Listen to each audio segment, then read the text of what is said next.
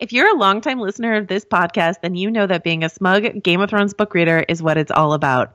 If you've ever wanted to lord knowledge over your show watcher friends, but have felt a little intimidated by those dense novels, then I want to recommend today's sponsor, George R.R. Martin's A Game of Thrones Enhanced Editions, available exclusively on iBooks. Go to apple.co/Game of Thrones to check them out. That's apple.co/Game of Thrones. Check it out.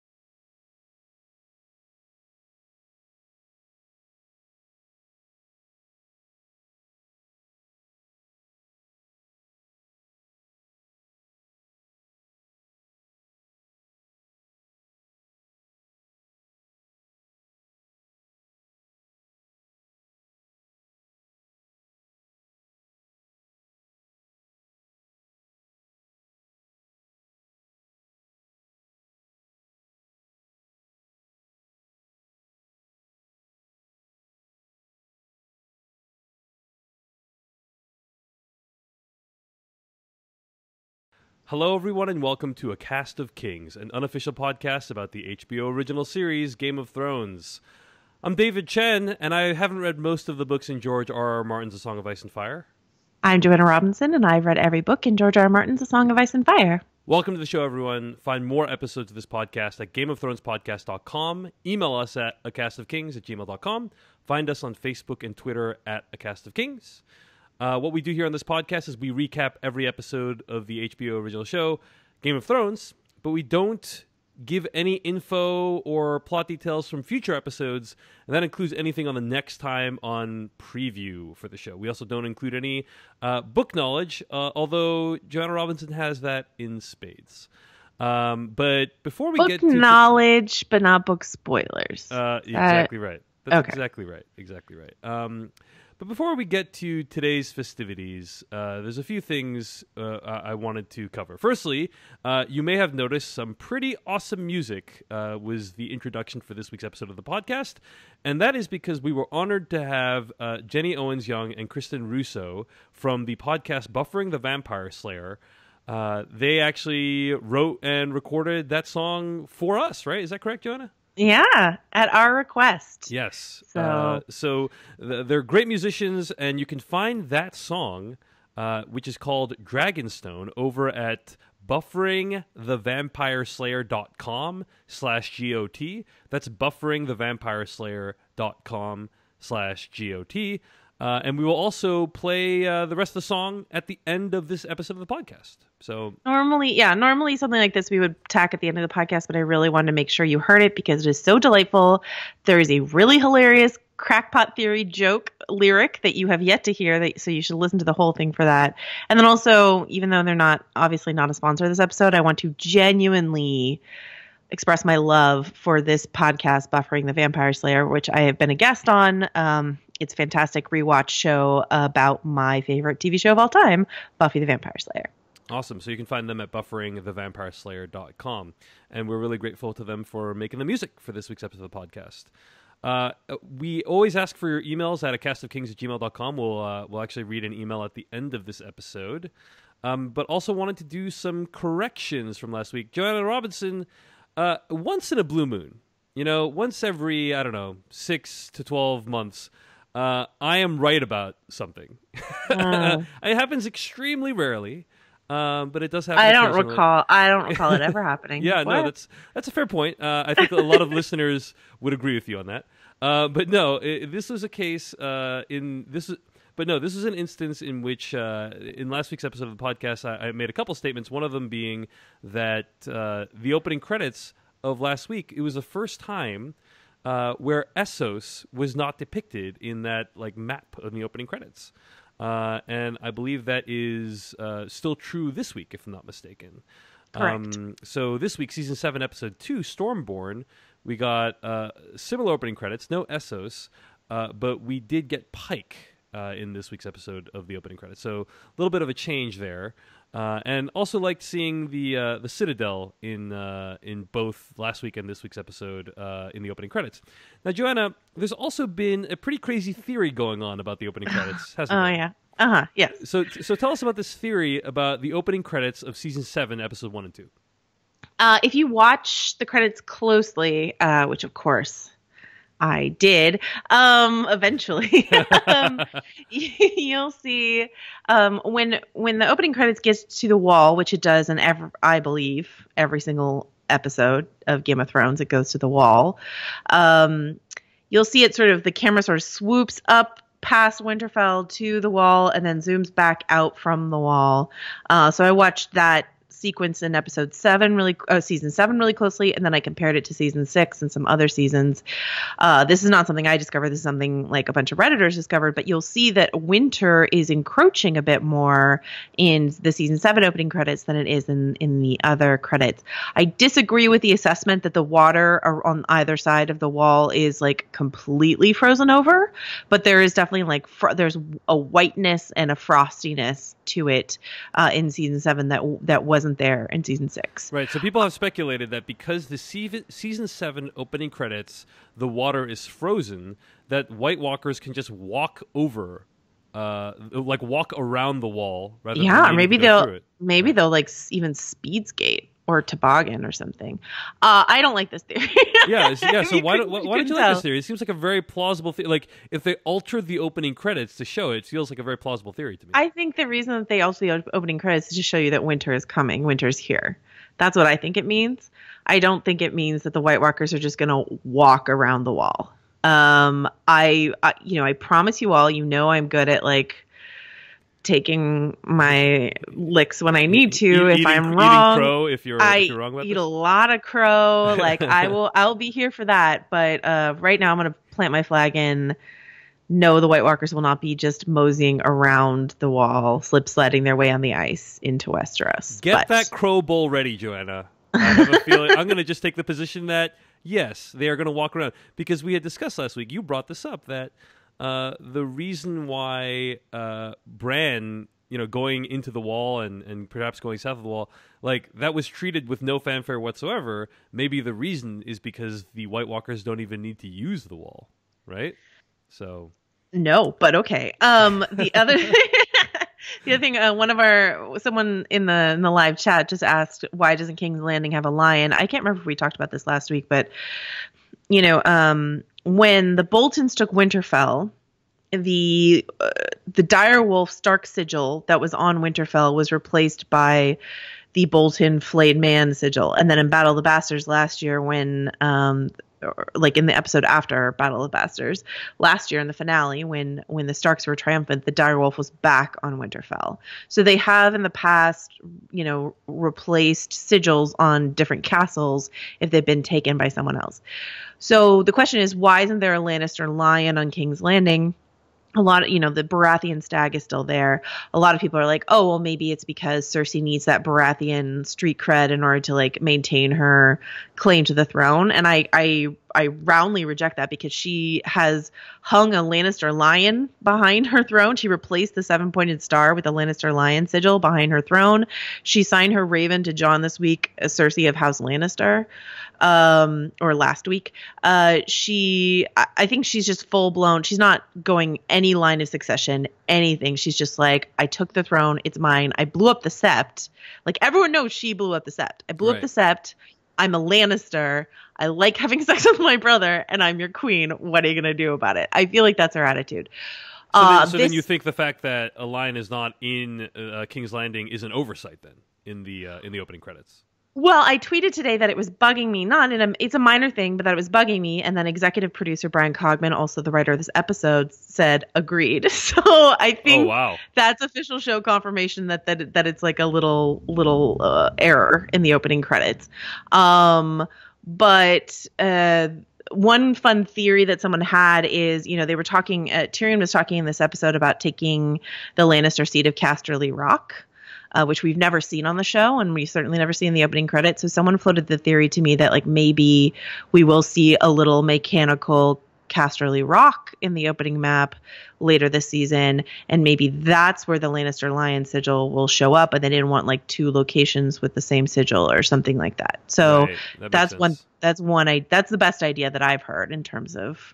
But really, I really do think it should be a lion down on King's Landing. But it's. By the way, did I mention okay. that all we do is talk about the opening credits of the show, and that's it?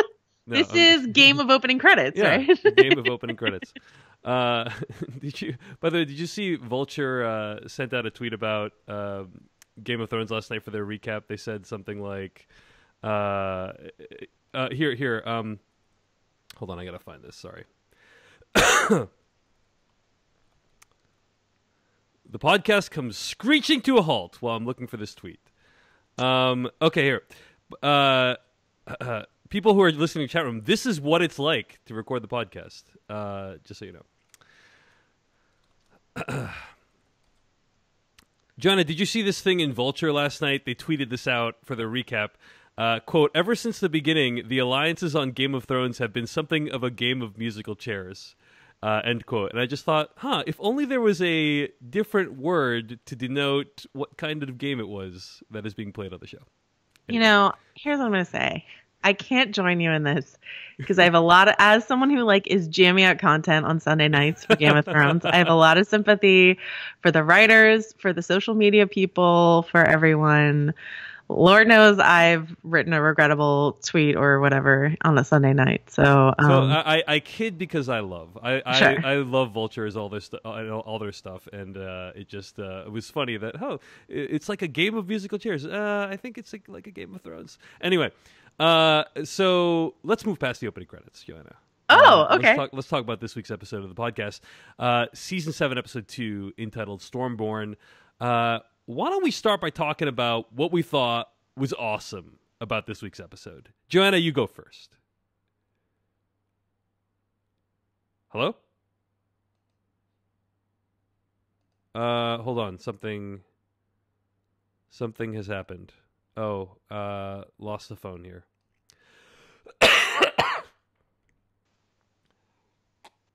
Sorry, can you hear me?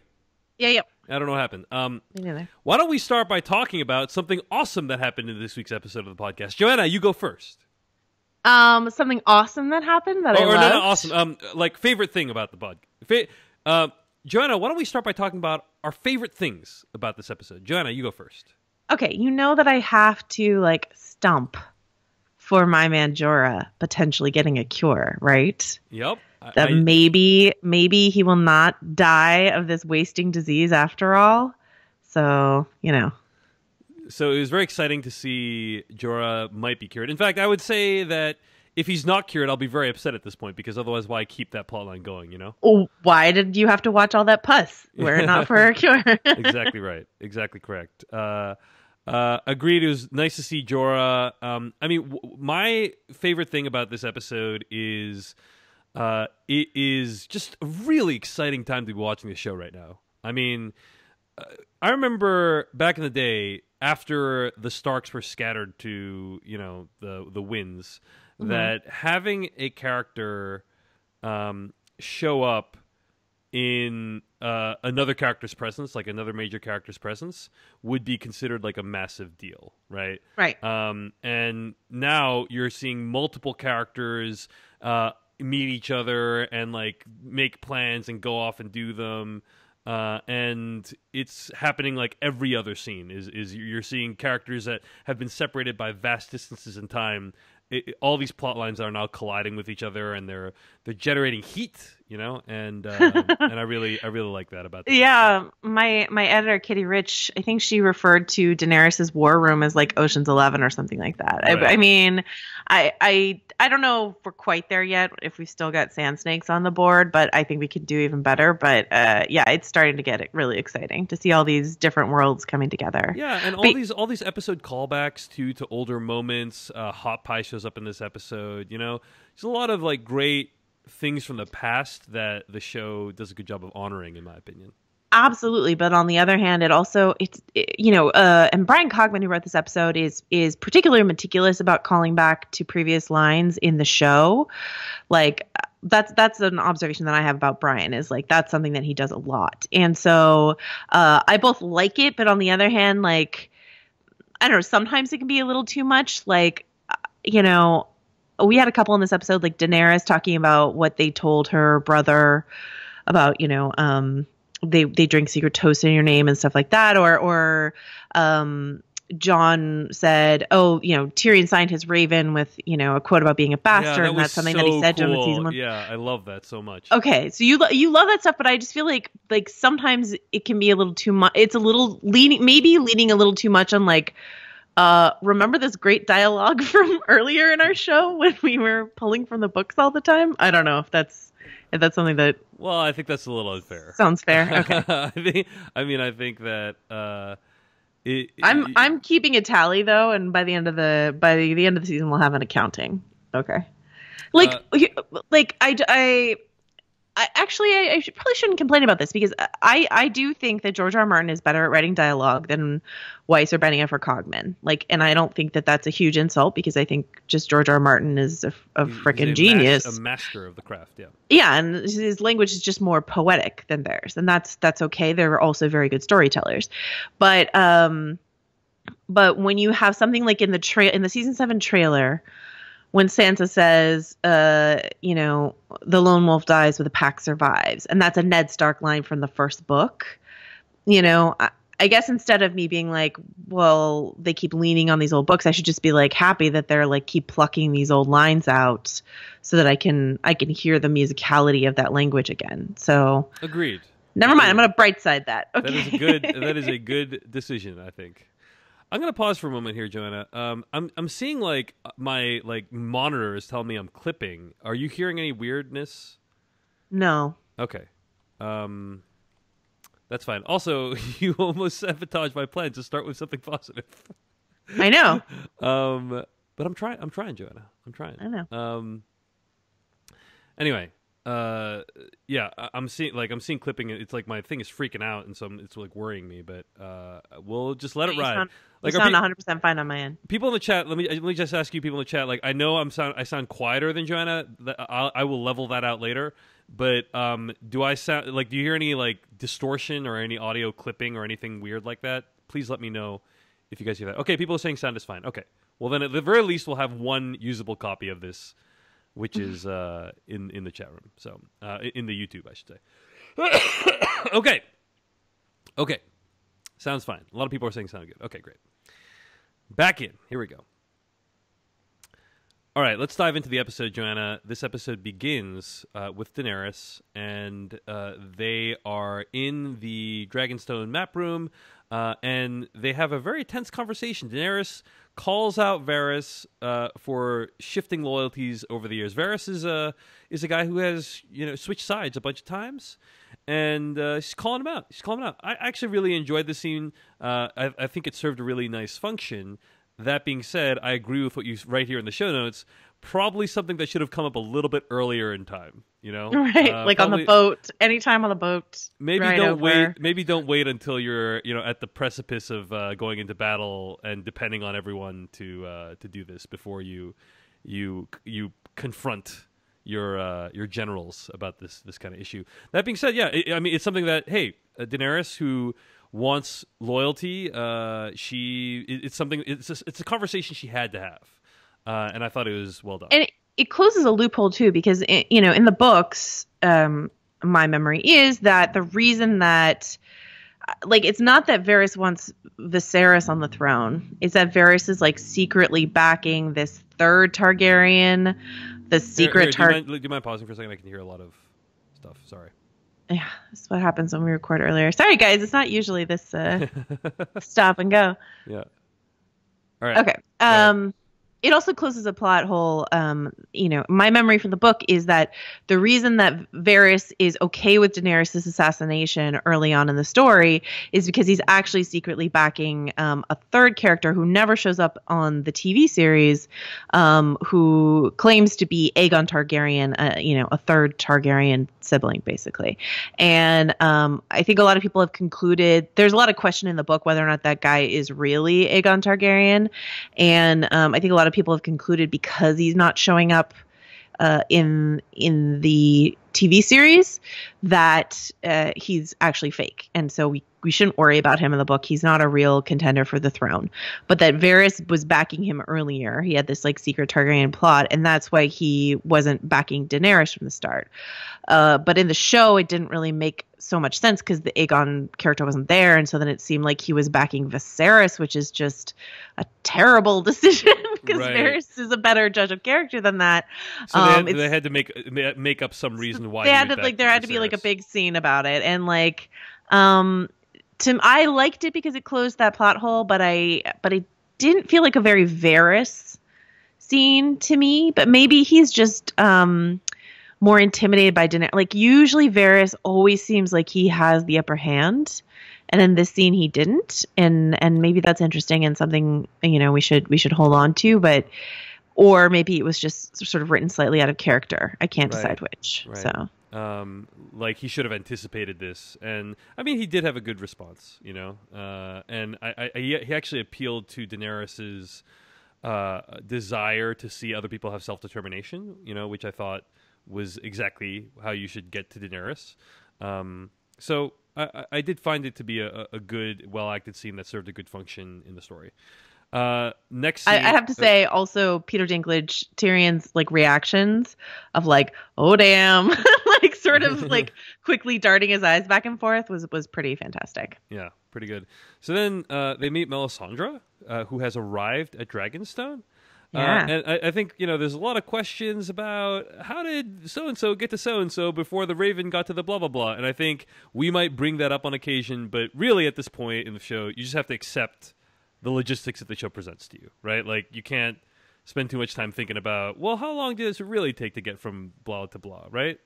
We used to think about it a lot more, and I think the show used to be more concerned with it. But now, I think in order just to enjoy the show at all, we're gonna have to let it go. Yeah, you just have to get this show just has to get shit done. I still don't quite understand the spread of news and the rate of it, and who knows what. Like it just feels very convenient. Who knows what when? Right. But I have let go entirely how long it takes to get from X to Y to Z. Right. Because Dragonstone feels like pretty far away from the Wall, I guess. She was at Winterfell, right? Yeah, that's right, Winterfell. Sorry, but yeah, again, not gonna. We'll try our best not to bring it up, but we may on occasion feel. But it's exciting, Melisandre meeting Daenerys. It's really fun. Yeah, and then there's this amazing scene where they're talking about the prophecy, right? And Missandei corrects the translation and says, actually, the chosen one could be a prince or a princess. Right. Which I just thought was delightful linguistics going on in the show for this completely fictional language. No, it was great. It brought Missandei's like sort of uptight translator persona, her like C-3PO-ness like into great effect in this scene. And the fact that Melisandre's not bothered at all. And she's like, you know what? Maybe letter of the law prophecies is not really even what we should be dealing with, she says, after Stannis died and she has to reevaluate everything. And she burned Shireen alive. Yeah. My interpretation of what Melisandre says is basically like, I don't think there is a promised one. I think that there are promised people.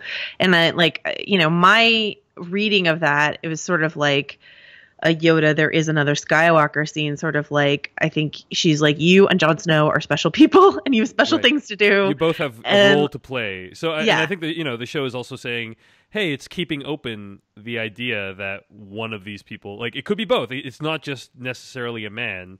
It's kind of creating some suspense there.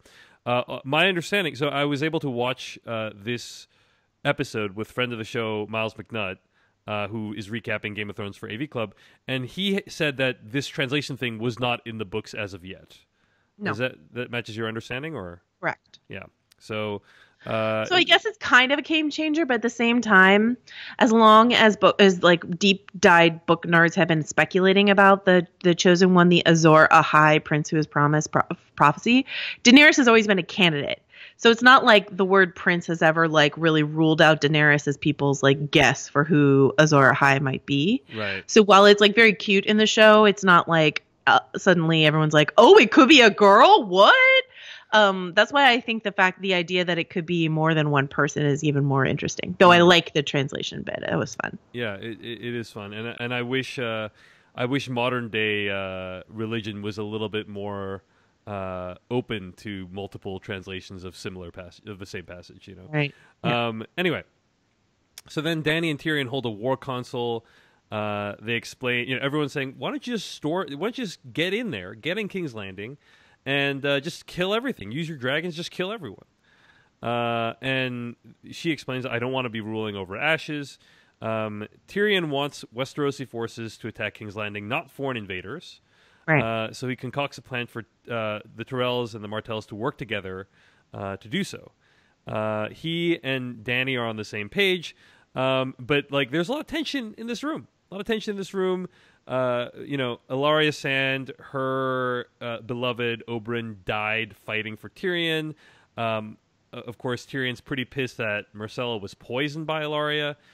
So it's a ragtag group of people that are working. It's crazy that Tyrion's working with Ilaria. Yeah. Because he loved Myrcella. I don't know about love. Maybe that's too strong. He did ship her off to Dorne, but in the couple scenes that he has with Myrcella in the first couple seasons, he's really cute with her. He's really cute with Tommen and Myrcella. I don't know if you remember that. He's Joffrey's a psychopath, but I like these two kids.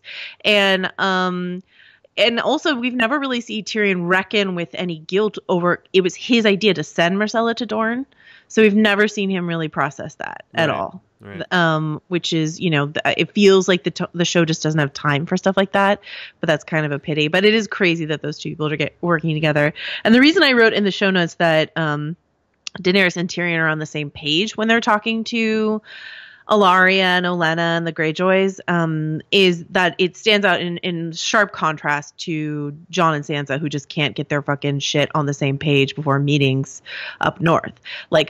Daenerys and Tyrion have a conversation before their bigger meeting, right, where he gives her that Queen of the Ashes line. Yep. And then they have their big meeting and she uses his line and they are a united force and they're like, this is our plan and this is what we're going to do.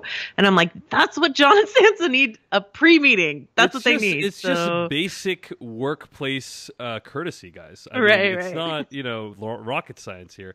All that said, Olenna tries to subvert this partnership between Daenerys and Tyrion by advising her, hey, you need to be feared. You should go in there and kill everyone, be a dragon is what she says to her.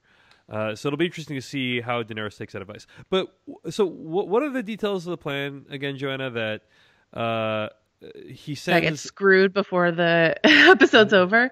He sends the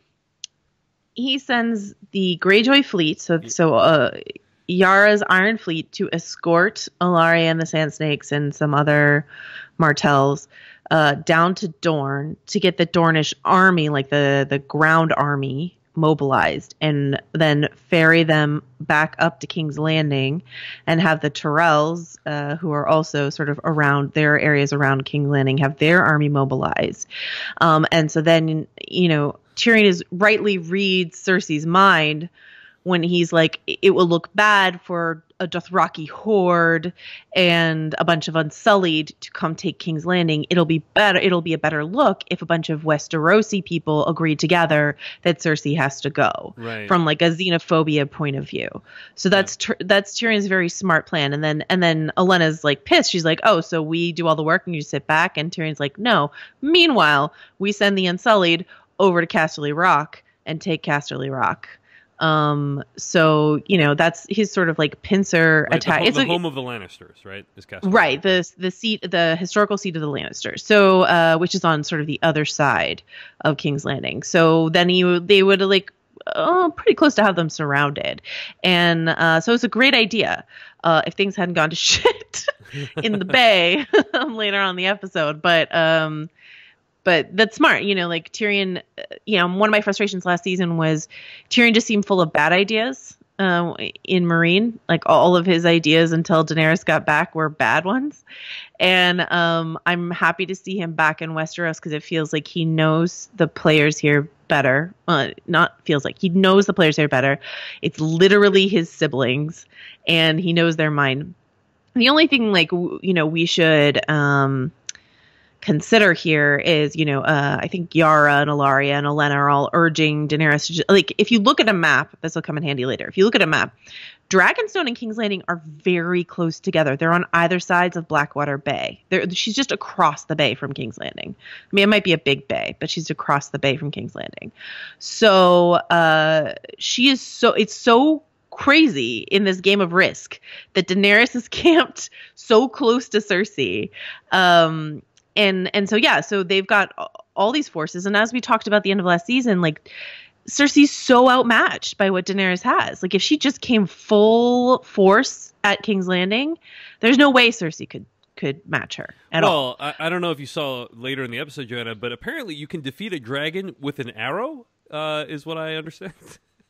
All right, we'll get back to that. But like, the thing we have to consider is, like, Tyrion has a good reason for them not to do that. All of his reasons are good, but there's also probably the hidden reason that, like, he doesn't want to destroy his home and he doesn't want to destroy his brother who he loves. Right. So, like, a more measured approach, a more not, just carpet bomb King's Landing approach, might be motivated by Tyrion's sort of conflicting Lannister allegiances, I was reading Alan Sepinwall's recap of this, and he brought up a fact about this scene that I hadn't thought of, which is that Dany is trying to lead this group of, I think he described it as mutilated men and women, right? And it hadn't occurred to me that all the men in the scene were mutilated in some way. They were either eunuchs or castrated, or in the case of Tyrion, his face is all messed up from the battle.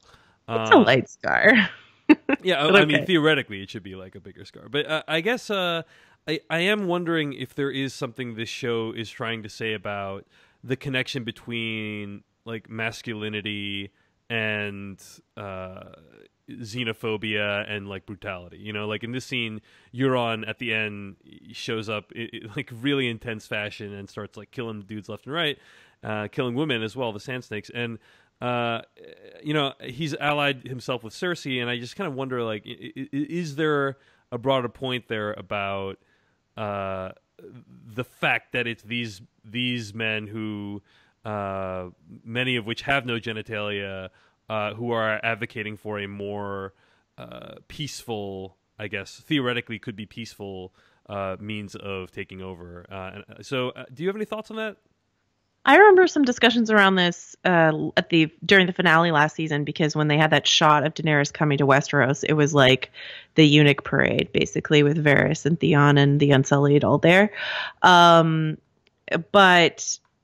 would say that would make more sense to me if Daenerys were up again a swaggering male, which I guess Euron is, but her main foe is Cersei. Right. And so I don't know that you can really draw those clear gendered lines. In fact, with Jon leaving Winterfell, you've got Sansa ruling the north and Cersei ruling King's Landing, and then Daenerys, like, sort of encroaching. So really, it's a battle between women. Basically. It's a queen thing. Right. And so I don't know that, like, swaggering, Jon Snow is a key player, but I've never considered Jon Snow to be any kind of swaggering masculine figure, nor Jaime, because he's also mutilated. He's missing a hand, his sword hand. That feels significant. So, right. I guess Euron is our last remaining, like, unless I'm forgetting someone important, our last, Sam, I don't know, our last remaining, like, dick swinging figure Game of Thrones.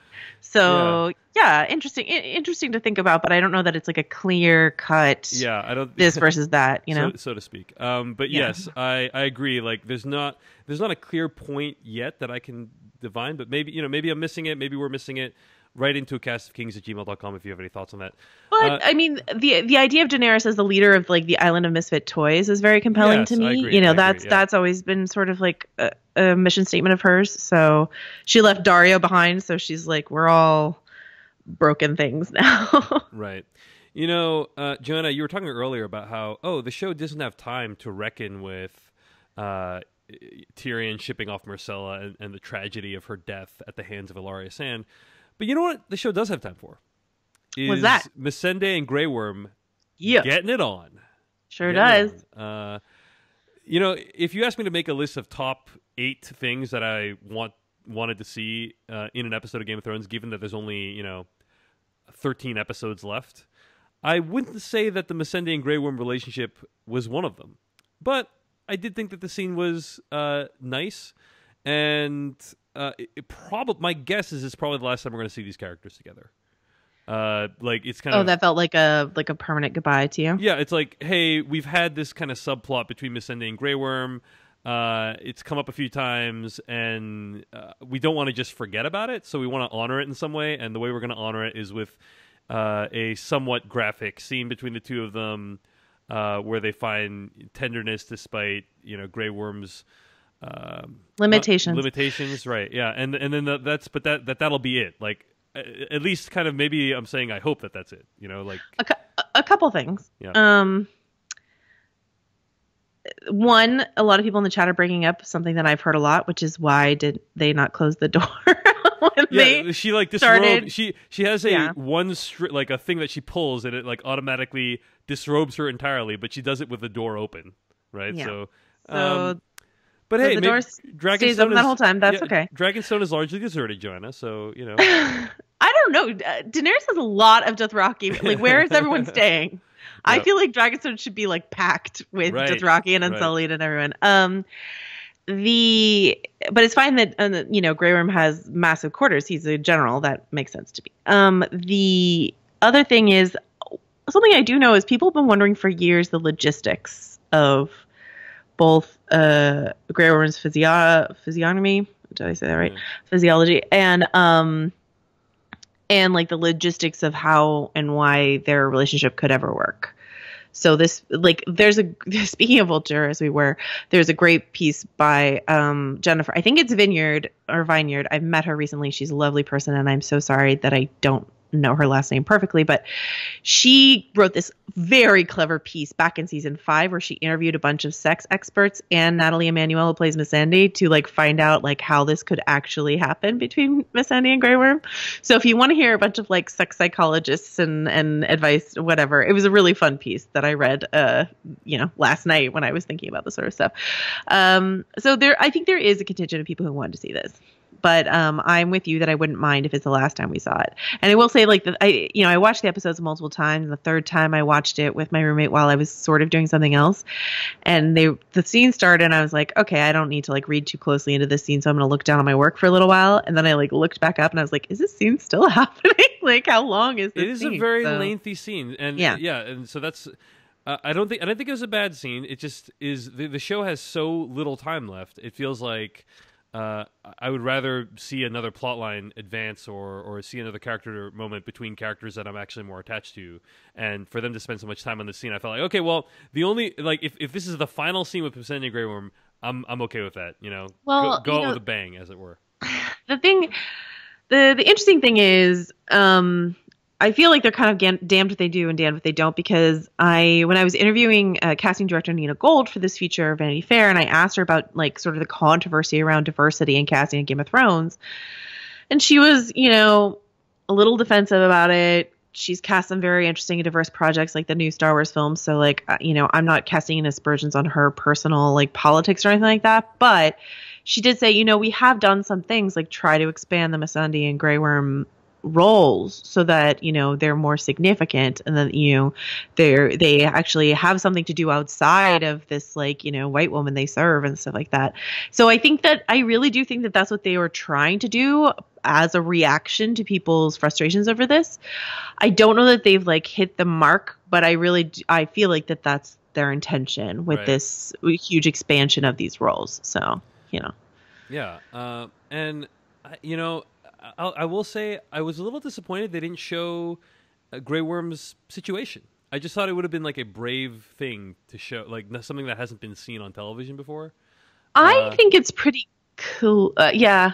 You mean you wanted to see like the whole like Kendall situation. Like whatever was going on there, like it just would have been. It would have been a pretty subversive thing to show on television, I think, and that an opportunity was missed to do that. But whatever. Not a big deal either way. In any case, I think it was a nice moment, and I I've been thinking a lot about which characters. One thing I will say that to this series' credit is thus far they haven't spent that much time introducing brand new characters this season. They're finding drama within existing characters, and I really like that about the season so far. Is that there's more callbacks than there are new characters. I think because things are coming to an end. So so that is to the show's credit, and this scene is an example of that. All right, let's move on to the Citadel. We get a scene with Jorah where Ebros, played by Jim Broadbent, is diagnosing Jorah, tells him there's no cure, and he has 1 day to live, and or not one day to leave. Because usually they would just ship him out immediately, but because he's a knight, he gives him 1 more day, and Sam finds out that Jorah is Jeor Mormont's son, right? Yeah. From the Night's Watch. Is that right? Yes. So Sam confronts Ebros and says he thinks he's found a cure for grayscale. Ebros says that whatever cure there was, it's too dangerous. It's been banned completely. Yeah. But Sam is so moved by Jorah's situation that he decides to try and cure Jorah anyway, which begins by having him peel off all the infected tissue. And then there's a very brilliant transition to someone eating food. The pot pie. Yeah, the pot pie from the flaying of Jorah Mormont. Yeah, you don't I don't know. If you're me, you didn't know for a second if you were looking at skin or crust, and you were like, whoa. Yeah. Don't you think Ramsay Bolton would come in handy in this scene? He would. Do the flaying for Sam, right? A few things to point out. I brought up about this, how the chains on the books in the Citadel were that's a weird thing. But apparently, a couple librarians tweeted at us and wrote into us, and there is a legitimate way of organizing books similar to what you see in the Citadel in real life. So I just wanted to give a shout out to that. A couple other things I wanted to mention about this scene. Firstly, I've seen a lot of criticism of this scene as the method depicted for curing Jorah seems so simplistic based on what Sam is doing. The solution seems to be peel off the horrible bits and put on some ointment. That is the totality of the cure that we see, and it seems pretty I don't know that Sam needs to read a whole book for that. But did you have any thoughts on overall your enjoyment of the scene? I mean, that better be some complicated ointment, is what I have to say. Sam better have slaved over his Bunsen burner for a while on that. Yeah, I mean, I guess the point that Ebros was making was that, the last maester who tried or who came up with this cure contracted grayscale. And so it's so even if it does seem simple, it's too potentially contagious for someone to risk it. I can't remember, was Sam wearing gloves? He was wearing gloves, but he wasn't wearing any facial or eye face protection. Mask. And so I just kept thinking, oh my gosh, this pus is gonna spray into Sam's mouth, and that's how he's gonna get grayscale. And so I just thought, man, you guys got to work on those, your ER paraphernalia. Yeah. The other thing we should mention, probably, unless you want to keep talking about grayscale, is one thing I thought of is that at least now Jorah will probably get a new shirt, so that's exciting for me. Yes, he has never gotten a new shirt yet. Yeah. He's had that same shirt since season 2, and that Master Ebros mentions this thing about this book he's writing. Did you pick up on this? No, please tell me. It makes me a little ill to think about it, but Maester Ebros has said that he's writing a book chronicling the war that happened after King Robert's death. So basically, everything we've been watching, he's been writing. Right. And then Sam makes his face, and he's like, "What? You don't like the title, which is Chronicles of something? Right. You don't like the title, and you think he's going to say something like A Song of Ice and Fire or A Game of Thrones, right. and then I kill myself." But he didn't, Joanna. He didn't. But I was just that's too close for comfort. So anyway, no, it's fine. I just if they leave it there, if it's just that little nod, that's fine. But if it becomes a subplot, thing, right? Yeah. if like somehow I think a lot of people are like theorizing that Sam is gonna like this whole thing is going to be a story that Sam is telling or something like that. Right, Like Hobbit style or something yeah, like that. Yeah. I am not here for that. Yeah. But as a little throwaway joke, it's fine. But as like laying track for something in the future, I can't support it. So. Speaking of little throwaway jokes and laying track, we got to talk about some of the best transitions this show has ever had.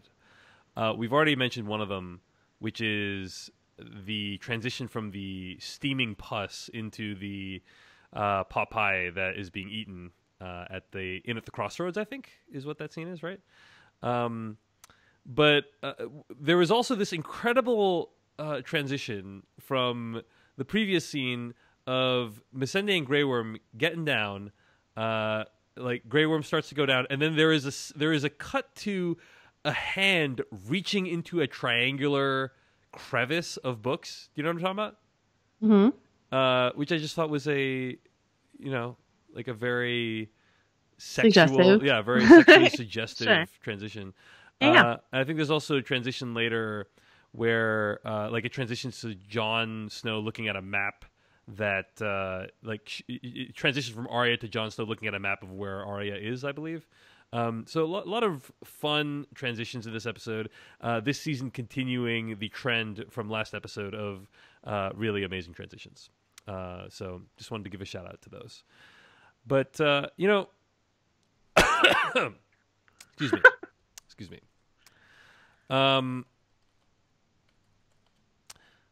I'm trying to set up for the ad here. I know. I thought you had blown past the ad, and I was like, "What's happening?" But Joanna, to go back to the scene where Sam is trying to cure Jorah of grayscale, I have to say the whole enterprise looked extremely complicated and challenging. I mean, he's taken out this old book written by this dead guy and trying to figure out how to translate that knowledge into useful knowledge that would help him. I'm struggling here for a second. Trying to translate that into useful knowledge that would help him with his current situation, and finding that just really tough. I mean, normal books can sometimes have that effect on people. Like it can sometimes be difficult to take a normal book and figure out how to make heads or tails of it, especially when it's super dense, right? I know. Sometimes you want just something that's a little bit more enhanced, right? Yeah, totally. And also my bigger question is like, how did Sam find the cure, like the section on the cure for grayscale so immediately? Like the cataloging / Dewey Decimal System at the Citadel looks arcane at best. Totally. I would hate to be in the Citadel trying to make heads or tails of those books.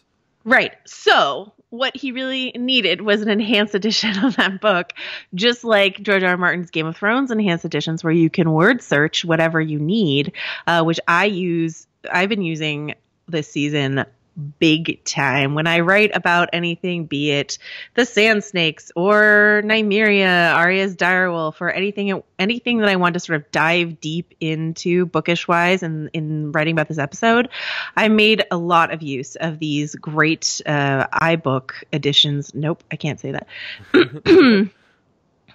These great enhanced editions that you can buy on iBooks. I've got all of the volumes in A Song of Ice and Fire. They all have these great maps, these great illustrations, these great glossaries. But the searchability is really one of my favorite things because you can just really find what you want right away, and it helps you keep track of the storylines and the characters, and it feels really interactive and fun. And I genuinely love them. Yeah, you're one of the hardest core watchers of a show, I would say, in the country right now, right? And you're watching at this. I got to experience this firsthand because I was in the presence of another recapper this week watching the show. Yeah, and you guys are intense, right? When you're watching, you're thinking about what you're gonna say. You're writing down things, and in your case, you might use this book to help you figure out what happened before, right? That led to this point. Yeah, I mean, I find that like even though we're well past the books on the show, it really helps to go back and revisit the world that George R. R. Martin built and all the lore that he cooked into the books that isn't necessarily there's not time to explore it on the show, but you can really research and figure out sort of some of the subtext that the show doesn't have time to explain. And I love being a smug book reader, but like the more positive description is I just really love being able to share that book knowledge with other people. And so, I know a lot of people have felt intimidated, like they couldn't ever read Martin's books because they're too thick or too scary or what have you. But I really do think that it makes the show watching experience better and deeper. And so, for all those people who have hesitated over the years, I would really recommend these versions, the enhanced edition versions of George R. R. Martin's Game of Thrones, Song of Ice and Fire, and where can you find these? And Joanna, where can you find these books? They're available exclusively on iBooks. You can go to apple.co/Game of Thrones to check them out. They're not available in all countries, but they're probably available where you live. That is apple.co/Game of Thrones to check them out. Great. Okay. I thought that was pretty good. I'm just going to take a little break for a second. Sorry. Also, people in the chat room, guys, come on. Not cool, okay? We really are grateful for our sponsors. They make it possible for us to do what we're doing. So, if... I know, I genuinely do love this product. I'm not kidding. Yeah. We're going to edit this part out of the show. Let me be really honest with you guys. I am not getting paid to say this. It's a really good product. Yeah. Also, I'm drinking the Game of Thrones wine right now, and this is also not a sponsor. It's quite delicious. So. You already got the wine? Yeah, the official Game of Thrones wine. Oh, the official Game of Thrones wine. Gotcha. Well, yes. Anyway, yeah. So this isn't going to be in the final episode, but for an hour and a half of free content, just listen to us for a few minutes talk about the thing. All right, let's move on. Where are we going? King's Landing. Okay. All right, Joanna. Let's move on to the next. Hold on, I got a siren behind here. This is a loud one. I'm glad we took a break for this. The wine is red, not a Dornish red. And I don't think Arya has been at this wine, Bruce Lee, but yes, it's red. There's a Game of Thrones cookbook called, I think it's called Inn at the Crossroads or something like that. It's got a lot of really fun recipes in it. So you can check that out. Also not a sponsor. All right, ready? Yes. All right, Joanna, let's move on to the next location, King's Landing. We got Cersei at King's Landing assembling Westerosi lords and making a case for why they should be afraid of Daenerys. She doesn't want them coming in here with her dragons and her Dothraki and her Unsullied and just laying waste to everyone. Here in the show notes, Joanna, you write, she's not wrong. What do you mean by that? Everything she says she doesn't make up any stories about Daenerys. Right. Everything she says is true. And she might have something of a point. We can draw easy, boring comparisons to our last year's election and talk about xenophobia and Cersei basically wanted to build a wall against the SOC invasion and blah, blah, blah, and fear mongering and all of that. But she doesn't make up anything about what Daenerys has done. And yeah, it's the worst possible spin she could take on it, but it's true that Daenerys has drafting the Dothraki and the Ironborn, both of which have a reputation for rape. I mean, it's just not the best PR thing in the whole world. One of the worst kinds of reputations, a reputation for rape. Yeah. So, yeah, so I just thought that was I thought that was really compelling, right? That Cersei's making this big speech and you sort of expect her to lie and manipulate, and she's trying to manipulate, but she's also not wrong. So I saw all sorts of political parallels in this episode. There was a scene earlier with Varys where he says of Robert Baratheon that Robert wasn't a bad king. He just had no interest in being king. And I got a reminder of another political figure that some of us might think about. But anyway, so she convinces all of them, hey, it's in your interest to join up with me because otherwise you're going to have to serve Daenerys, and you don't want to do that because of all these horrible reasons that I just told you about. So Jaime then works to convince Randall Tarley he wants Randall Tarley to be his like main general, if I'm not mistaken, right? Yeah. And he tries to convince him that, as mentioned, abandon Olenna and be loyal to Cersei. And if Randall agrees, he'll be Warden of the South when all is said and done. Randall is non-committal and alludes to the dishonorability or dishonorableness, the dishonor, just dishonor period, of the Lannisters. You know, refers to the Red Wedding, refers to the fact that they stab people behind their back and do all sorts of horrible things and betray people. And he's like, the Tarleys are a simple folk. They don't go in for that kind of thing.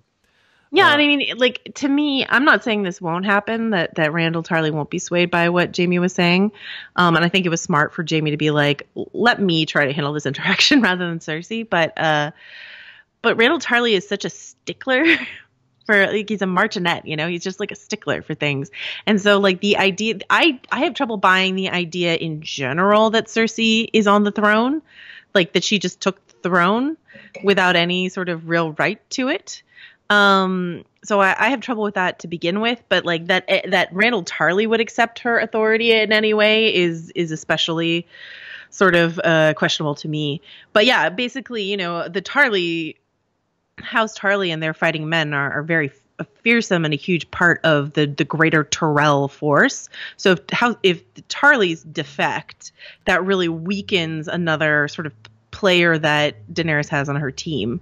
And that's just interesting. And like, you know, given what happens to Yara and like the Dornish and, you know, the way in which Jaime's trying to weaken the Martells, all of a sudden the odds are looking very different, you know, than they did even a week ago. So it's very interesting to me. Yeah, totally. And speaking of changing the odds, there's a scene where Maester Qyburn takes Cersei downstairs to this room that I don't think we've ever heard of before, where Robert has kept... Correct. I am correct or incorrect? Incorrect. Oh, tell me, please. We see in the first season, Arya is like sneaking... Arya is like in doing her water dancing training, is like sort of sneaking all around King's Landing. And she's sneaking down there and she sees two people talking down there. And you see that dragon skull. I think it like looks better now because their budget's better now. But like it was like see a that CG dragon skull or something like that. Or like it just looked a little bit more like styrofoamy than this one does or whatever. But you see it in season 1 for sure. Yeah. So then she says, hey, we've been working day and night on this solution, and turns out you can defeat dragons with an arrow. What do you make of this listen. Listen. Dragons have been defeated by stuff like that in mythology for, you know, there's always like the way a dragon is usually defeated is you find like a soft spot and you like stab it or something, right? Like that's how Maleficent is defeated, you know, Maleficent's dragon. So that doesn't strike me as terribly crazy. And then there's context for it in the book. In Aegon's Conquest, Aegon the Conqueror had a dragon, and then his 2 sister wives also had dragons. So it was like three dragons, 3 riders. And one of them, both the sister wife, Rhaenys, and her dragon, Meraxes, were killed by this same weapon, which is called a scorpion in the books, or I think it's also known as a ballista in real modern warfare. But it is actually, you know, it is actually a thing. You know, and people are you're saying it's part of the lore of the show, right? It's part of the lore of the show, and Meraxes was killed with an arrow through the eye. So I feel like the idea is to get it through the eye. Now you're trying to hit him at a moving target. Like, I understand that the odds are 1,000 to 1. I'm not saying they're not. I guess there also could be a case made for an arrow like sort of ripping through a wing and sort of like clipping a dragon that way. You know, so I think there's a number of ways, and it's not just an arrow. Like it's a serious piece of equipment. You know, it looks almost like a siege sort of weapon. So you know, I'm not as down on this weapon as you are. You're team Qyburn on this one. No, I totally get it. I totally get it. You need to have some plot device, literally device, to bring some tension. Because if they have no defense against the dragons, that is a trump card that it completely sucks all the tension out of the situation. You know.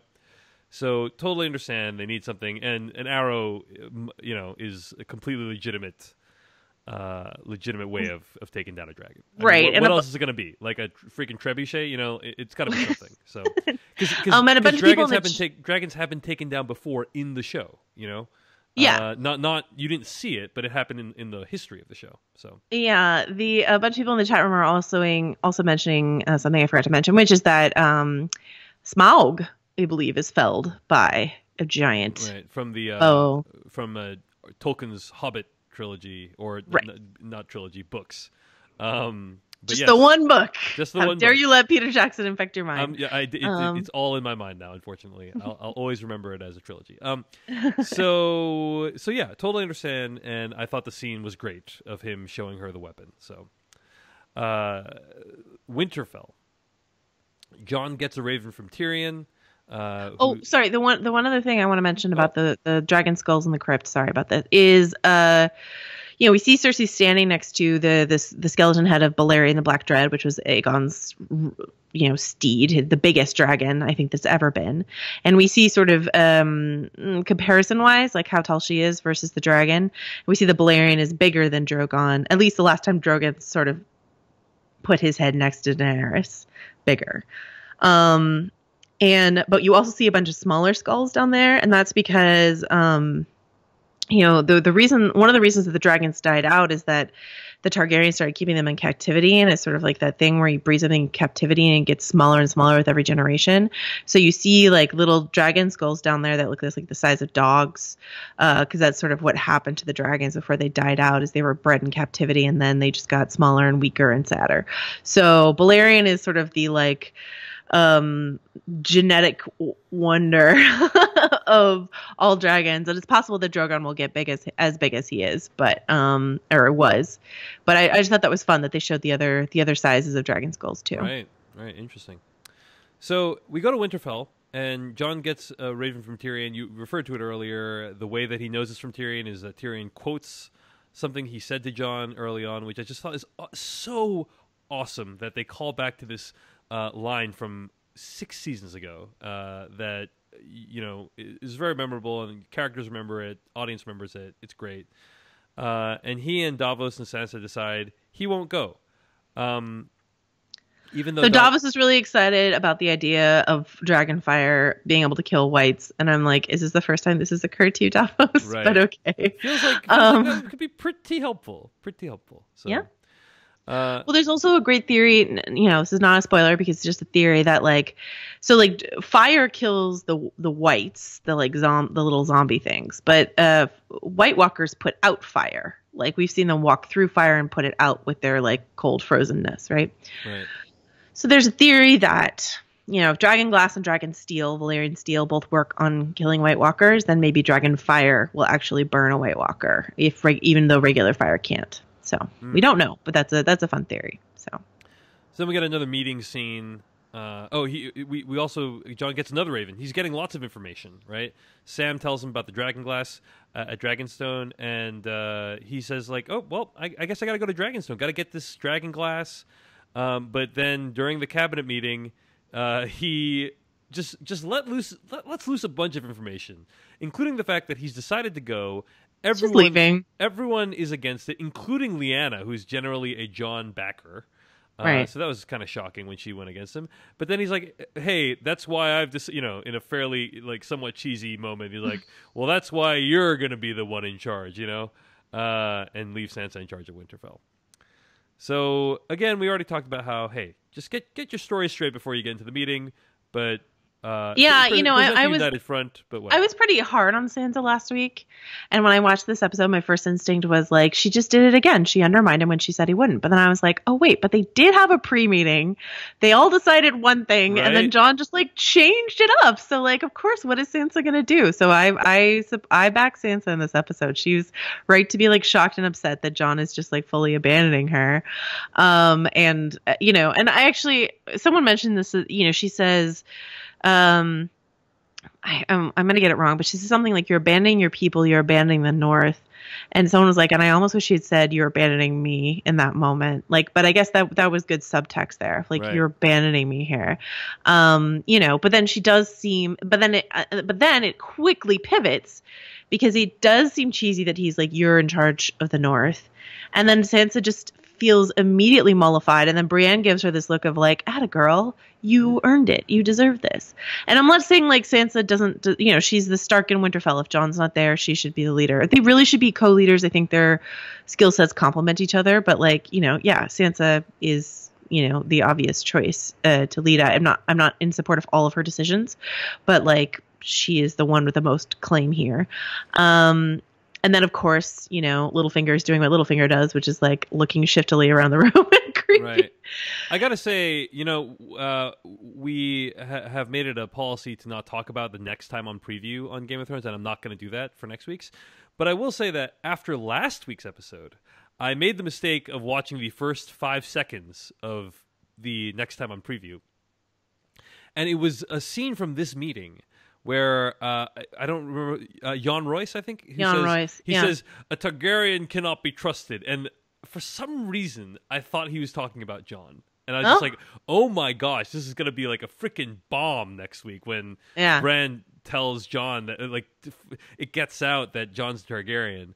But no, none of that actually happened. I think there is a lot of question about when Bran is going to reveal that information, right? If and when and how. If and when. Yeah. Well, but also, I mean, we're going to talk about this in the next scene, but like, I do think that was an intentional, like, Jon Royce saying that a Targaryen can't be trusted and everyone being like, yes. I mean, there is supposed to be a dramatic irony there of like, we know that Jon is part Targaryen, and so that's an interesting moment. Yeah.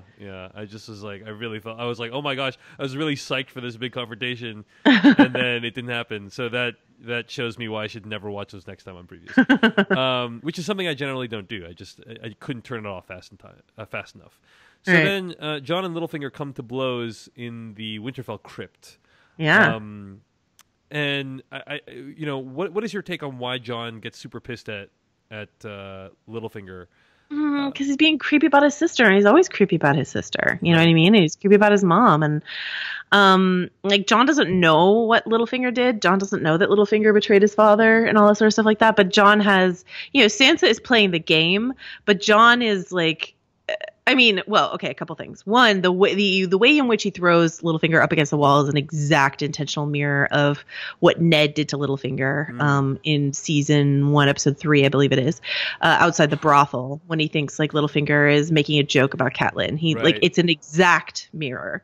And so, at the time in season 1, Littlefinger says something about like the Starks, quick temper, slow minds, or something like that. You know what I mean? And so like it's a Ned Stark flare up in Jon, in that moment. Yeah, and I think he just really put some ointment on that. Well, he just doesn't have. Maybe Sam has some. He just doesn't have what Sansa has in terms of like. She's not like nice to Littlefinger, but she's like tolerant enough because she feels like she needs him. And Jon's like, yeah, I don't suffer fools and I don't suffer manipulative bastards. And you're a manipulative bastard, and I can tell. But speaking of that whole revelation thing, what's really interesting to me, why you thought Jon Royce was saying a Targaryen can't be trusted. What was interesting to me is this scene back in season 5. The last time we saw Littlefinger down in the crypts, he was with Sansa, and he was talking about Lyanna, Jon's mom, and they were talking all about Rhaegar Targaryen and Lyanna Stark, who's Jon's parents, in the crypt. And Sansa says something like, "Yeah, he kidnapped my aunt, and then he, raped her," or something like that. And Littlefinger gives her this look that, to me at the time in season 5, really read as, "Oh, did he?" As in, like, I know the real story. I know that they were actually in love and they eloped and ran off together. And so I felt at the time in season 5 that Littlefinger knew. And I'm still trying to figure out whether or not I still think he knows. Because if he knows, is it to his benefit to tell... I mean, it's kind of a moot point now because Jon is, like, sort of, fucked off to Dragonstone. But, like... in terms of the shifting power players in the North, is it to Littlefinger's advantage to reveal to Sansa or to Jon what his actual parentage is, that he's not Ned Stark's son. So he doesn't even have that tenuous bastard claim here. Right. And like the xenophobic Northerners, if they find out he's half Targaryen, like, are they going to drop any backing of him? You know what I mean? Like Lyanna Mormont, when she gave her big speech at the end of season 6 about why Jon should be king of the North, she's like, Ned Stark's blood runs through his veins. And it's like, well, not quite. Close. I remember that. Yeah. So I don't. The answer is that. So when I saw them in the crypt, and they were in front of Ned's statue, and Lyanna's statue was right nearby. I thought Littlefinger was going to tell him, and he didn't. And so I'm trying to figure out if I still think he knows and is playing some other game, or if he just never knew and I read too much into a look. That's something revenge is a dish best served cold. Like that's something you reveal at the moment when it's the worst for Jon. I would say. I think Littlefinger's a ticking time bomb, and something horrible is going to happen with him. And what you described is one very plausible scenario of how it could play out. Right. So, all right, let's move on to what's going on over with Arya. She finds hot pie, and there's a scene where she's really kind of emotionless as she eats and drinks stuff that hot pie provides her. There's this great dialogue between hot pie and her where she's talking about all the stuff that's happening to her. Hot pie alludes to the fact that he directed Brienne to her, right? Yeah. I think. Uh-huh. And she says, "Oh, she found me." No other explanatory remarks. It's like the worst date ever. Like, when you go on a date and someone says, "Oh, hey, how is your date today?" And they say good and nothing else, This is just a tough conversation to have. Yeah. Of all the like kind of scarily psycho things we've seen Arya do, this was like one of the scarier scenes for me because like she sits down, he's like, Arya, she's like, hello, hot pie. Like no emotion. Right. Just like no surprise and no emotion, total flat affect. Like it just really freaked me out. And then she was just sort of like, he's like, oh yeah, this is my secret to my pie crust. She's like, I didn't do that when I murdered a bunch of people and baked them into a pie. She's like so blasé about it. And it was such a weird moment compared to like the lively humanity she showed with the Lannister soldiers last week. Right. Even though she was joking about killing the queen, but it was lovely to see how Pie. I thought he was so charming as always, and he basically inspires her to change her plan from going to King's Landing to going back to Winterfell. So I thought there was some very economical screenwriting that's going on when the guy, the people next to her say 200 miles to King's Landing. Do we have enough rum or whatever to last us all the way? And then you see them go off in one direction, and then you see Arya struggle with whether she should go off in that direction as well. It's hard to convey that kind of stuff without just some sign that says King's Landing 200 miles this way. So I thought the way they conveyed that decision and her turning around was very effective. She may encounter Sansa, but she's probably not going to meet Jon, unfortunately, right?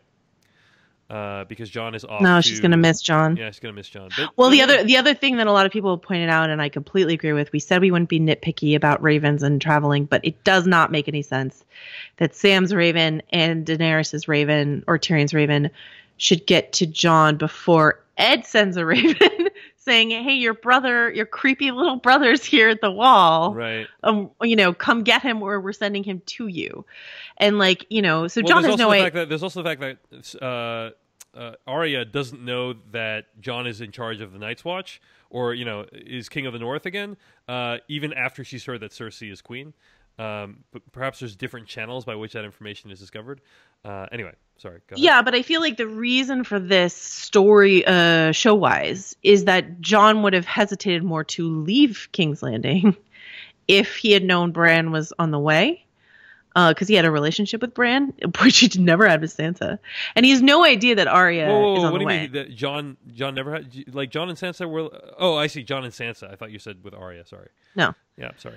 Like in the first, it's very sweet and memorable in the first like couple episodes, the John and Bran interaction, like Yeah. don't look away, father will know if you do, or like all sort of stuff like that. Like, so if he heard that Bran was nearby, I don't feel like John would have left. And I feel like the show needed him to leave. So really, honestly, what I think they should have done, in order to get around this is have Bran show up the wall in this episode. You know what I mean? And then it just makes more sense. Right.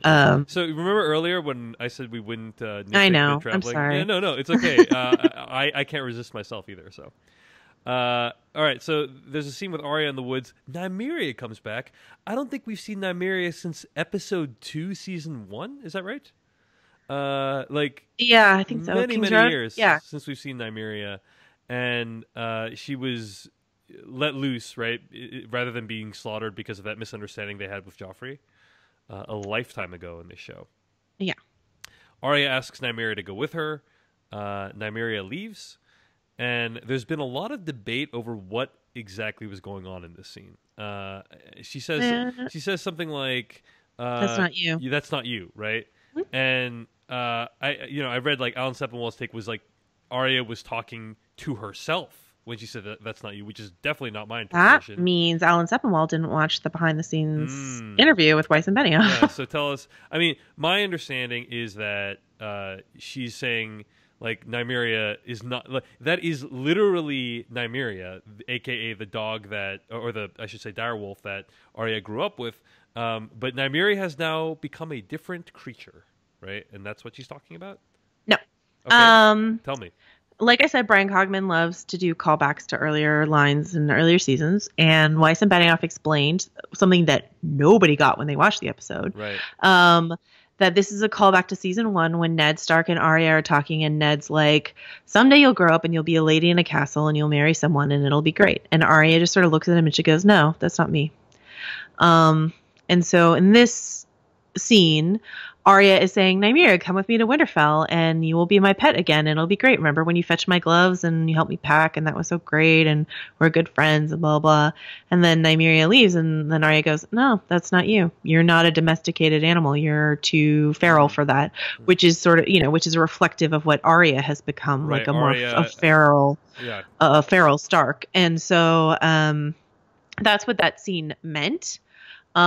It's hard to convey any kind of meaning when it's just one young actress and a CGI wolf or a bunch of wolves, and it's especially hard to sort of layer in a subtle callback to season 1, but so nobody got that. I feel like nobody got that. But then Weiss and Benioff explained it in the behind the scenes episode thing that they do on HBO Go that I watched immediately after the episode. So immediately I understood, but it took like some footnotes for me to get what they were talking about. That's what I was trying to communicate, my understanding. So I'm sorry if I was like way off. But yeah, my understanding is that that is actually Nymeria, correct? Right? Yeah. So, but it's just a mirror of the fact that Arya, cut off from her loved ones and parents, has now become like a completely different person and doesn't see herself as in the same way that she used to.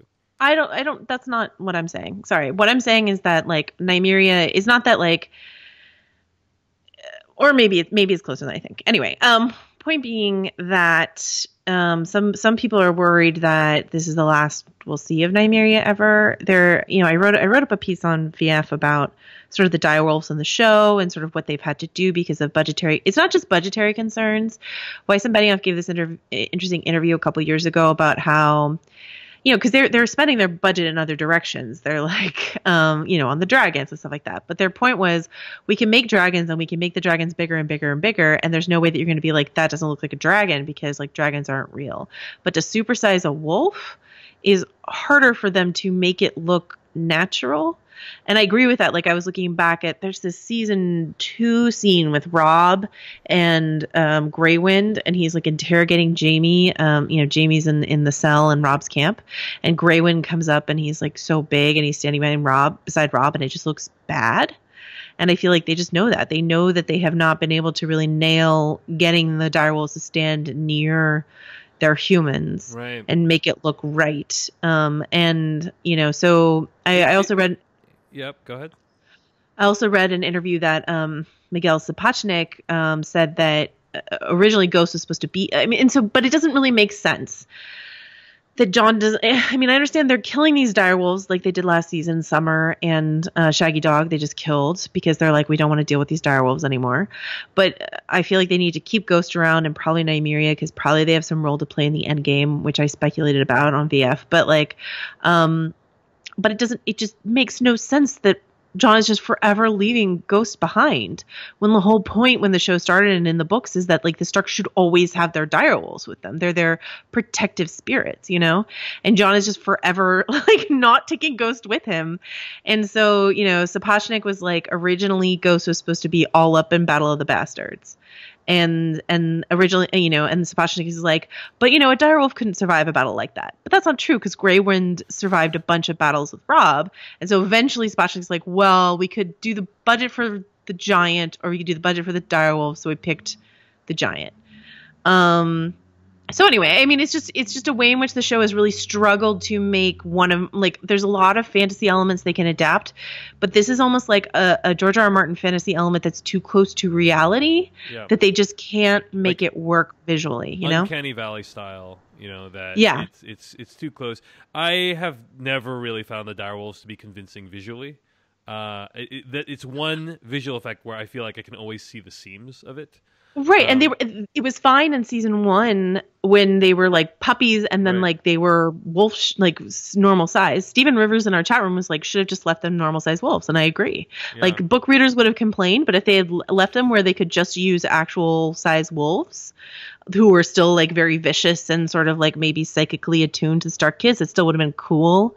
You know, so I you know, probably if Weiss and Benioff could do it again, they might have done something like that. But as it is, I think they're trying to make the best of it all. The last thing I'll say about direwolves, if you guys aren't bored of me talking about it, is that Martin gave this interesting interview to Mashable, I think it was 2013 or somewhere around there, where he said he talked about how important Nymeria is. Because Nymeria and her wolf pack are sort of like, they're in the books more than they have been in the show, which is not at all. And so he's like, you know, he said, like sort of alluding to the Chekhov gun, you know, expression, is he's like, you don't hang a pack of 100 direwolves on a wall if you don't intend to use it. That's what he said. So I'm pretty sure that Nymeria, I don't think this is a spoiler because I don't know, but I feel like knowing what I know about Martin and his fondness for Tolkien and Tolkien's fondness for Deus Ex Machinas and like eagles coming to save the day, I bet Nymeria and the pack show up in like a final battle scene. That would be my guess. So, well, speaking of final battle scenes, this episode had a pretty big one. The Sand Snakes, Ellaria, Theon, Yara, they're all chilling on their way to Dorne. When they are suddenly attacked by Euron and his men. We see on screen Euron kill 2 of the Sand Snakes with their own weapons. He takes Ellaria and Tyene prisoner. I think you're the only one who could probably identify which Sand Snake was actually taken with him.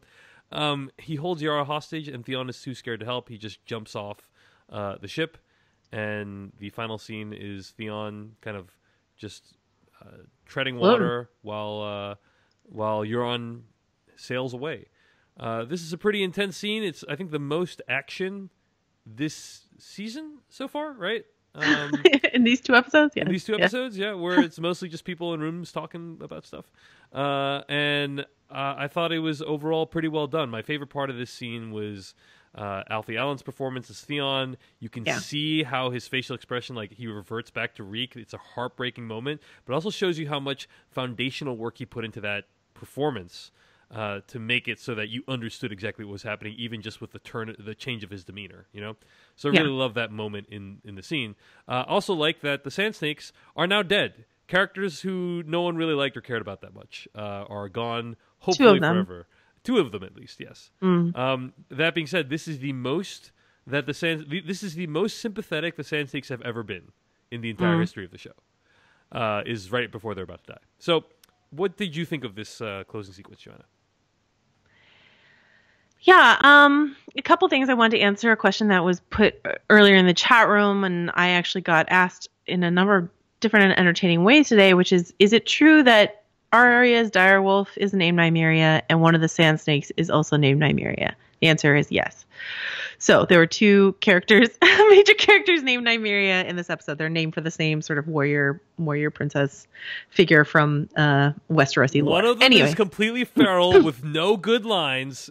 No, okay. And the other one is a wolf. Yeah. I get it. Yeah. I agree. It felt very fan servicey to me to kill two sand snakes. I mean, like, you know, I really don't mean to be flogging my own work, but I also don't want to like bore people by, you know, basically rehashing things that they might have already read on VF. But I went into sort of the history of the show's reaction to the sand snake problem and how, you know, like what's fascinating to me is before, you know, Tyene, who is the sand snake who had that like terrible bad pussy line in season 5. I counted. She has had 0 lines since until this episode. They were like, she will never speak again until she has to. And the other ones have had like 5 and 8 and stuff. Like, you know, they've just really shelved them as much as they could. They showed up in season 6 to kill all the male characters from Dorne, right? They knocked out all 3 of them within the span of 2 scenes. So they killed one half of the Dornish plot. And then they showed up here just to die, right? So the show's like, yeah, we get it. You hate Dorne. We'll kill them. Just calm down. But you can't ignore Dorne entirely in this battle because Dorne has such a huge army that it would be ridiculous for them to just sit this out. So they sort of did this complicated juggling act to have them involved, but then to like kill them quickly so everyone would be like, yay! I thought it was a little brutal. Not that Game of Thrones isn't brutal often, but like, you know, I feel like the camera in that fan service thing, the camera was really lingering on Obara being sort of impaled and held aloft by her own spear, and then Nymeria getting the life choked out of her. So, yeah, so I've, you know, I never liked the sand snakes, but I have some complicated feelings about it. And there was a lot of confusion about the final shot, because I think a lot of people thought that was Yara hanging from the prow of the ship when that's actually Nymeria hanging from her own whip and Obara impaled on her own spear.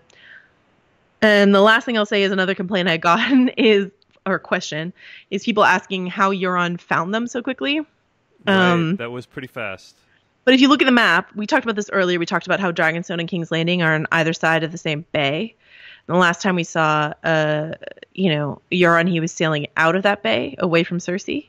And Yara and the rest of them had to leave Dragonstone to go south. Like, basically, Euron tripped over them coming out of the bay. Like, they were on a collision course. So, like, it's not like he sailed around the, like, foot of the continent and found them on the other side. He, like, found them exiting the bay where King's Landing is. So, you know, that at least is a little bit plausible to me. It's really, the map stuff I know is really hard. They're trying in the show to integrate a bunch of maps so we can understand locations, but it's really hard to like hold it all in your head. But, and then, you know, I also heard Todd Vanderhoof at Vox was complaining that he thought the battle looked really cheap.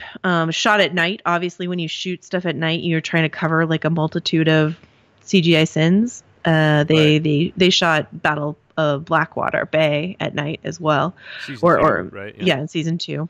But I don't know. I thought it looked kind of impressive. I liked Euron's like completely unhinged performance here, and yeah, I don't know. You know, they promised a lot more spectacle, and here you go. You've got a bunch of dead sand snakes and half the Iron Fleet burning in the water. So there we go.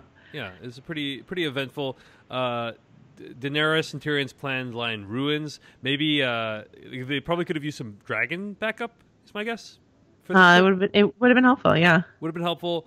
I liked how some people are describing Euron on the Up Rocks podcast, TV Avalanche. They described him as if Pacey from Dawson's Creek had an older brother who was way into Stained at one point but now denies it. Which I thought was an apt description. There's been a lot of like Euron has become kind of a meme this season, and this episode definitely contributed to that because of some of his crazed look when he first shows up is pretty remarkable. Yeah. So I thought it was a solid set piece. My guess is I mean, it's over the top, but you know, Game of Thrones is so over the top these days that it didn't really stand out to me. Yeah. So, and then I think we know that last week Euron told Cersei that he would bring her a gift, a priceless gift, and now he has Ilaria, Sand, and Tyene. Ilaria is the person who killed Cersei's daughter Myrcella, Right. and Tyene is Ilaria's only daughter. So I can imagine that potentially we're about to see some more revenge coming up, would be my guess. Indeed. Yeah. Indeed. All right. Overall, I thought it was a solid episode. I thought it just a lot of table setting for future events, but that final set piece was pretty impressive and very eventful. What did you think? That's so funny. That's so funny that you see table setting for future events because, like, literally table setting. Well, yeah. a lot of people felt that some people felt that the first episode was kind of slow and too much table setting, too much place setting, all that sort of stuff. To me, this episode felt like so much happened. Like, are you kidding me? Like, Arya's going home to Winterfell. Arya found her direwolf. Jorah's grayscale is probably cured. 2 sand snakes are dead. There was a big battle. Theon has reverted to Reek. Yara is captured. Jon Snow's going to go see Daenerys Targaryen. Like, I feel like, Melisandre met Daenerys. We found out something new about the Azor Ahai prophecy. Like, so much stuff happened in this episode, and I feel like this is the crazy accelerated pace that they're just going to have to maintain, I guess, until the end. What I felt like this, and I know we're going to sort of dive into a listener email that kind of pertains to this, but what I felt like this episode was really missing was a slowdown moment. I wanted, like, a Hound moment. And I guess maybe, like, we talked about the Missandei Grey Worm scene, like maybe that was their slowdown moment, but it is nothing compared to, like, the soul that the Hound brought to the premiere. And I was really missing that soul, I think, in this episode. All right, Joanna, if you want to do the email, I'm cool with that, but I do need to take a bathroom break. So I will be back in a second, okay? Okay. All right.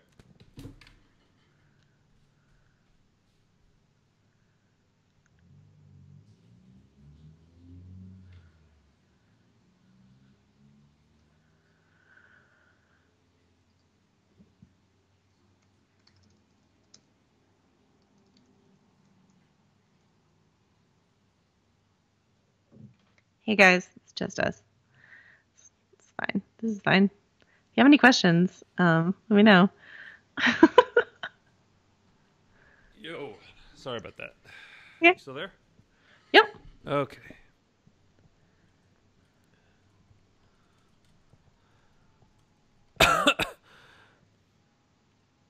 All right, Joanna. Fair enough. Good points. And I will say one interesting thing that also might happen is Davos meeting Melisandre again, right? Because he's going with Jon to Dragonstone. Oh, yeah. So that should ratchet up the tension there as well. So that's another interesting thing that might come into play later.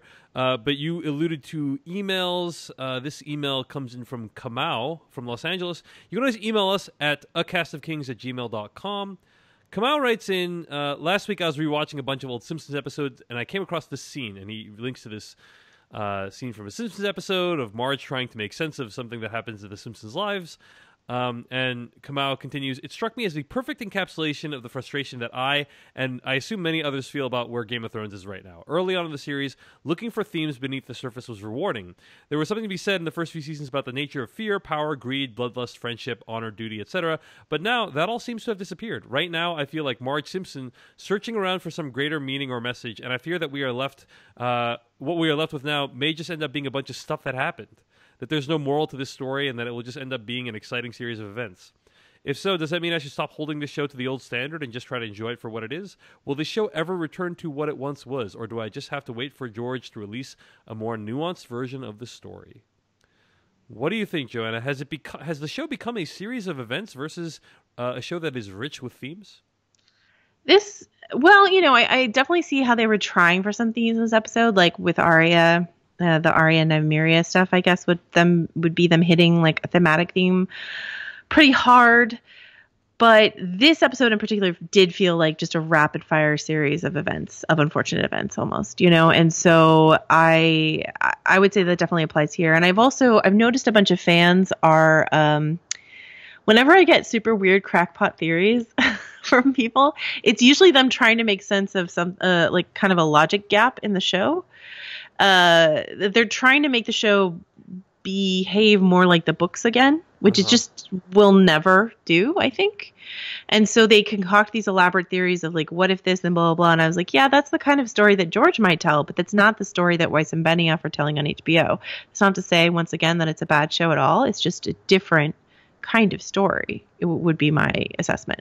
So does that make sense? Yeah, totally. And I think you're right. There's so much happening right now that I think it'll take a little bit of time before we see the themes come into full focus.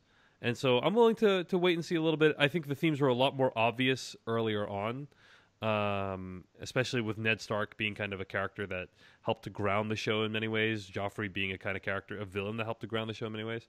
But yeah, I think overall...